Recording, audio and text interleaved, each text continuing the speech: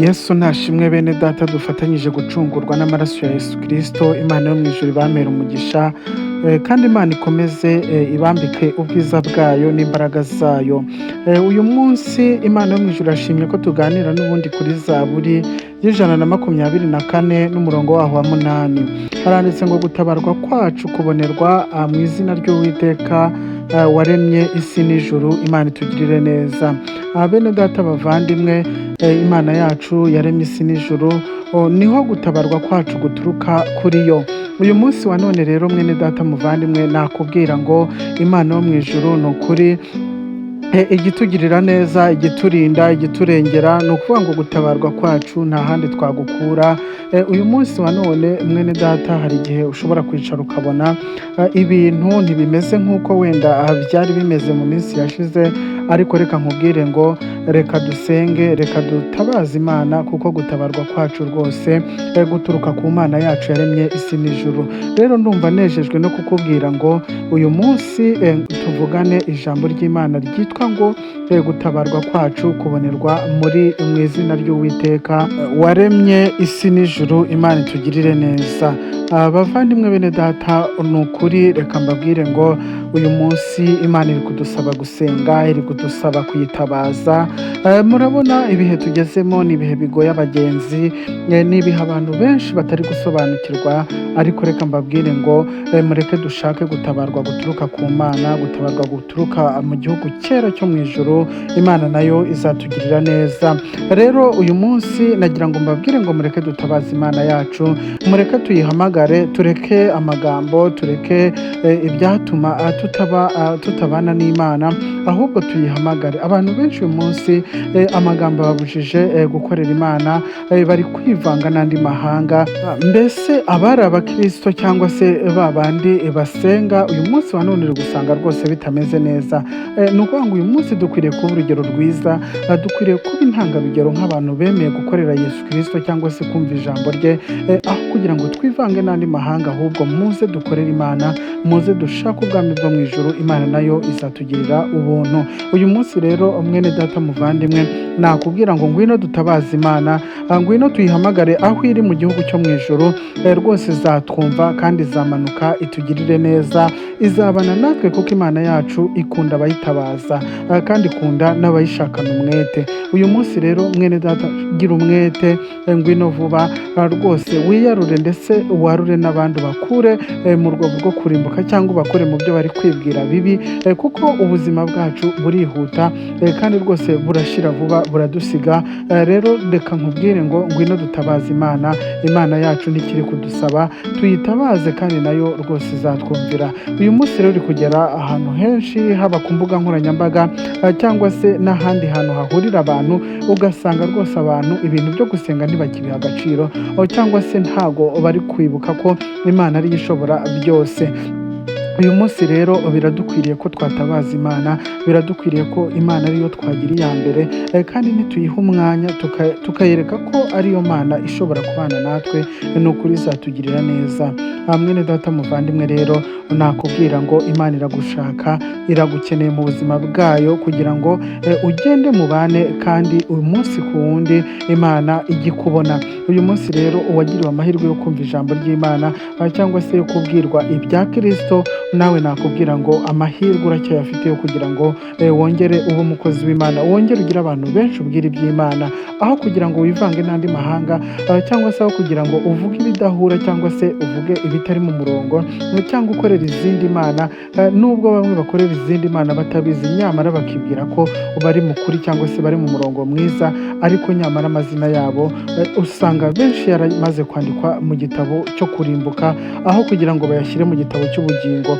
Uyu munsi rero mwene data muvandimwe, nagira ngo nkwinginge ngusabe, ntago tubereyeho kuba ibigusha cyangwa se kuba abo kutabana amahoro, ahubwo tubereyeho gukorera Imana no gushaka iby'Imana idusaba. Rero mwene data muvandimwe, uyu munsi gutabarwa kwacu n'ahandi twagukura. Nubona ibibi bije kuri wowe, cyangwa se nubona ibibi bigeze ku gihugu cyangwa bikagera no ku bantu bandi, uzamenye ko rwose nta handi tuzakura gutabarwa uretse ku Uwiteka.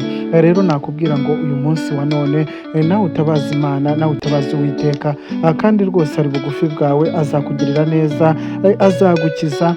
Niba ari n'ibyo ubona bikugoye cyangwa se niba ubona iruhande rwawe nta mutabazi, ubona ukikijwe n'ibikurenze gusa, nakubwira ngo Imana yo mu ijuru umunsi ni wowe yagirira neza, we uramutse wemeye kuyitabaza. Rero mwene data muvandimwe, nagira ngo mbabwire ngo ibyo mubona byose, haba ari ku mbuga nkoranyambaga cyangwa n'ahandi, nakubwira ngo ibiriya rwose ntago ari byo bidukwiriye kuba byadushitura cyangwa kuba byadukura mu murongo w'Imana, ahubwo tuzibukire ikitavuga Imana cyose, ahubwo twibwire ibya Kristo muri twebwe, mu kanwa kacu habimo ijambo ry'Imana rigwiriye, kandi mu mutima wacu tugwizemo ijambo ry'Imana.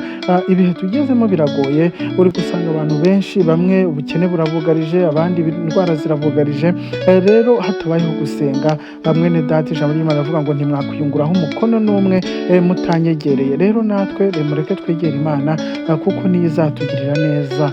Nturebe ku biri kuba cyangwa nturebe ku byo uhura nabyo, nturebe ku ntambara uri kurwana cyangwa se ku bigeragezo uhagazemo uyu munsi, tabaza Imana, niko idusaba, nayo iragutabara, kandi rwose irazi yihuse, irabanguka n'ingoga.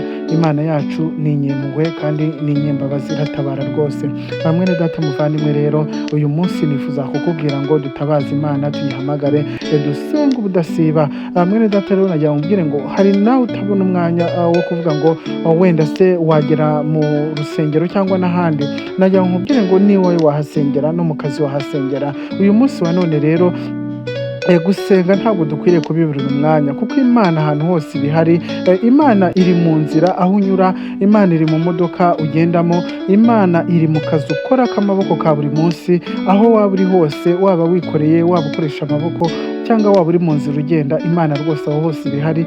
Rero ntabwo kubwira Imana wavuga ngo wabuze umwanya wo kuvugana n'Imana, kuko Imana ibera hose icyarimwe. Rero birakwiriye, aho kugira ngo ubireke byose, nibura wasengera aho uri, kandi Imana nzi neza ko yakumva. Uyu munsi rero usenga, kandi ugire umutima uciye bugufi, wirinde kwikakaza cyangwa se kwishyira hejuru, kuko muri iyi minsi Satani ari guteza abantu ubwibone no kwishyira hejuru, cyangwa se no kutumvira umwuka, no kutumva iby'Imana idushakaho, ahubwo bagakurikiza iby'irari ryabo. Uyu munsi rero umwuka wo kutumvira Imana rwose wageze mu bantu. Reka nkubwire ngo wowe tubana hano, gerageza wumvire Imana, gerageza ugire umwuka wera muri wowe, kandi usaba Imana rwose izaguha imbaraga, kandi izakuzuza umwuka wera niwemera kubana nayo. Rero uyu munsi nagira ngo nkubwire ngo mwene data muvandimwe, muze dutabaza Imana, muze tuyihamagare, muze rwose dusenge. Uyu munsi ni iminsi yo gusenga, cyangwa se iminsi tugezemo ni iminsi yo gusenga. Ntabwo ari uyu munsi gusa, kuko n'ejo tuzabivuga, n'ejo bundi, kugeza igihe isi izarangira cyangwa kugeza igihe tuzavira mu isi, ni ukuri tuzavuga gusenga, tuzavuga ko abantu bakwiriye gusenga. Nahawe rero nahanjyeho kugira ngo dufatanye dusenge, dusengere igihugu, dusengere amahanga, dusengere imiryango yacu, dusengere abo tubana nabo buri munsi cyangwa se nabo duhura, usengere umuntu wese, haba uzi nawe utazi. Isi yose abanyamasengesho nibo bakwiriye kuyigira, kuko Imana yo mu ijuru yaduhaye imbaraga zo gusenga, ibitare bikamenagurika. Imana yaduhaye imbaraga zo gusenga, tugakuraho ibyari bimeze nk'imisozi. Rero uyu munsi nawe wagira izo mbaraga, wasaba Imana ikaguha gusenga, ikaguha kubana nayo iminsi yose. Rero muze dusenge, muze twambaze Imana, muze duhamagare, kuko gutabarwa kwacu guturuka ku Uwiteka. Imana ibagirire neza. Murakoze rero kubana nanjye uyu munsi, nagira ngo mbabwire iryo jambo ry'Imana, kandi rwose muryumvire, kandi uko mushobojwe murigeze no ku bandi. Imana izabaha umugisha.